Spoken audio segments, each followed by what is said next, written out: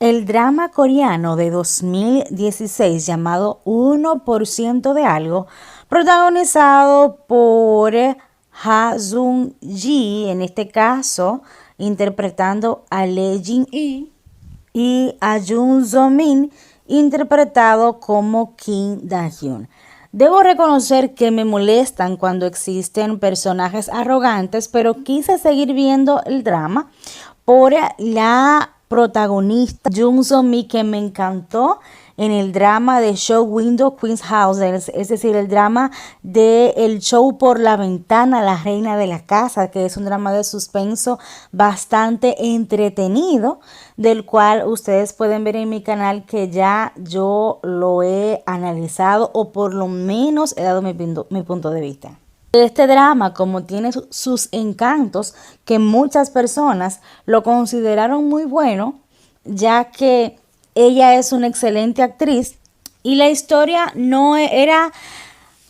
buena, pero era como el mismo cliché, o sea, era como que el protagonista que tiene una buena apariencia, que es muy listo, que tiene una familia adinerada, que es arrogante, es como lo mismo que vemos siempre. Su abuelo quiere darle una lección, podemos decir que esto es un punto a su favor porque es algo nuevo,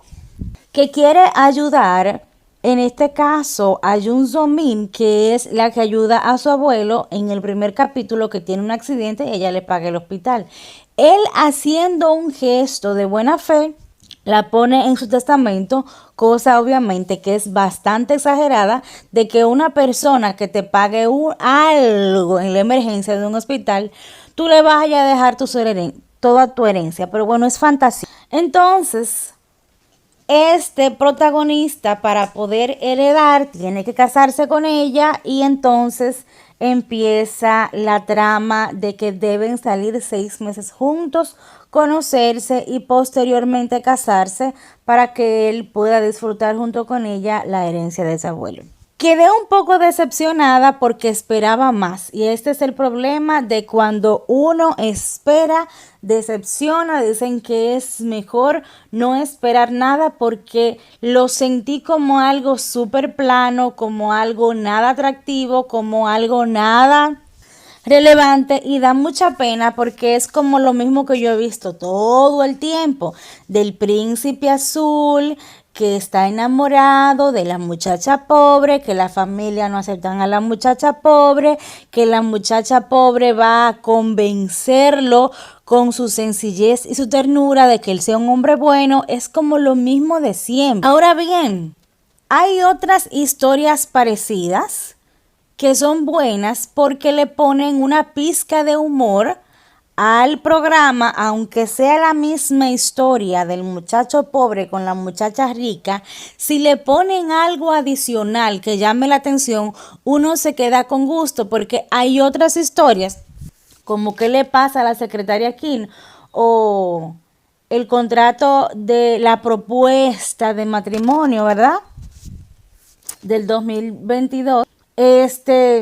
Son buenas porque tienen comedia, y uno, aunque esté el muchacho rico con la muchacha pobre, ponen ocurrencias en el transcurso, o sea, ponen cosas de las cuales tú decides quedarte, a lo mejor por la historia de fondo que tiene más allá de suspenso que esperar, o también por la misma comedia. En este caso, a mí no me atrapó nada. La terminé de ver porque ya la había empezado, y como ya en el capítulo 5 dije, bueno, por lo menos la actuación de ella salva un poco la serie, aunque él no lo vi como muy profesional en ese sentido. Y así entonces hubieron algunas ocasiones que sí se pudo ver algo de química y romance durante la serie, pero fue muy poco.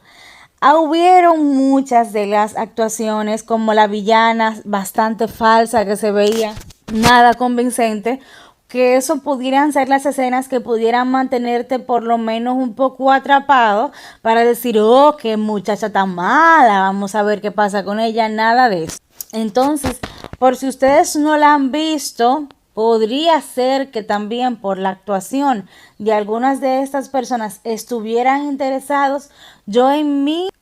caso no la recomiendo, pienso que es una pérdida de tiempo porque no tiene absolutamente nada nuevo que decir.